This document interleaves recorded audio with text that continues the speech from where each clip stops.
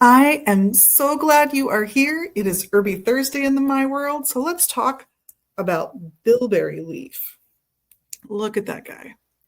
So this is the one. Trying to avoid that lighting. Here's the front, and here's what the leaf looks like. It's in the cut and sifted form, so not whole chunks, but not powdered, in between. Cut and sifted is the name. We usually get cut and sifted, and the reason we do that is the shelf life is thought to be about 4 times the shelf life of the powdered herb, just because there's less surface area to give up those valuable flavors and properties of the plant itself.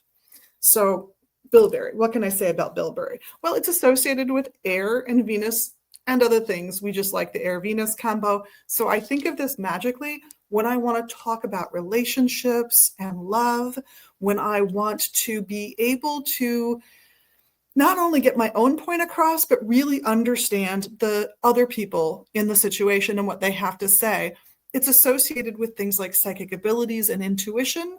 And I'd argue that part of that is the ability to see the things that we don't verbalize, to see the body language, to see the pheromones, to understand those. So things that our brain takes in and interprets, but maybe we don't have a verbal thought about, that's part of our intuition. And that's what bilberry has been associated with for at least a few centuries. Now, one of the reasons I like bilberry leaf is when I'm teaching my class on herbalism, there's a 3-year program here. It has so much chemistry in common with so many other medicinal herbs. All kinds of flavonoids are in this little beauty that we as a species have found valuable for millennia, whether we're talking about quercetin and isoquercetin, astragalin. There's so many more I could list for this little beauty, and those little things are why it's been used for all the things it's been used for. That and the tannins, I'm not going to lie. This is a common substitute at certain points in history for black tea because it's got a very similar mouthfeel and flavor. It doesn't have caffeine, but if you want like the sensation of drinking tea without the caffeine and you're not a diabetic, which I'm going to get to next, this is actually a really nice choice. Very similar, not identical, but very similar in flavor and really delicious as a tea. Now, why not diabetics? It does affect the body's ability to use glucose and to use the things that the chemistry we make in the pancreas to help store and retrieve sugars.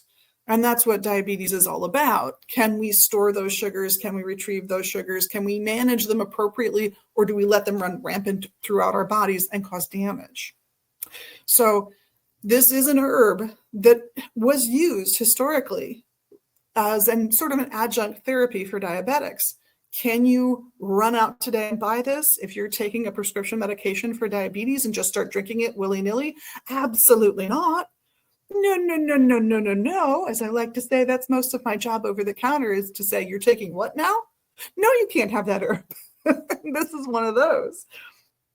That said, what it seems to do, according to some of the research, is help us use the chemistry the pancreas makes, the enzymes that help us manage our sugars. It makes those enzymes more useful, that chemistry more useful in the body. So if you have diabetes running in your family, but not diabetes yet, this might be a nice herb for you. I don't know, because I am not your herbalist. I'm not your physician. And you need to check with those professionals in person, if at all possible, before you mess with this, if there's a diabetes issue. But for the rest of us, it's delicious. It's fine. It's traditionally been used for stomach and lung ailments. It's as a mild helper. It's been used for uterine issues. It's been used for a whole variety of medical issues over the years. And it's very mild. It's very gentle. It's not going to pack the punch of a more medicinal herb. It's not going to pack the punch of your prescription medications. But with that in mind, if you can, this is a gorgeous herb to play with. It fits really well in fruit teas. And if you all want to hear more about bilberry next week, maybe I will talk about the fruit. In the meantime, this is Liz at Magus Books and Herbs. And on behalf of myself and all of the staff here at the shop and online at magusbooks.com, thank you so much for being your best magical you, and Wow, I hope we see you here again soon. And thanks for doing the little magical things you can do, the likes, the subscribes, the shares, the comments, all that jazz. Look forward to hearing from you, and we'll see you next week for another Herby Thursday.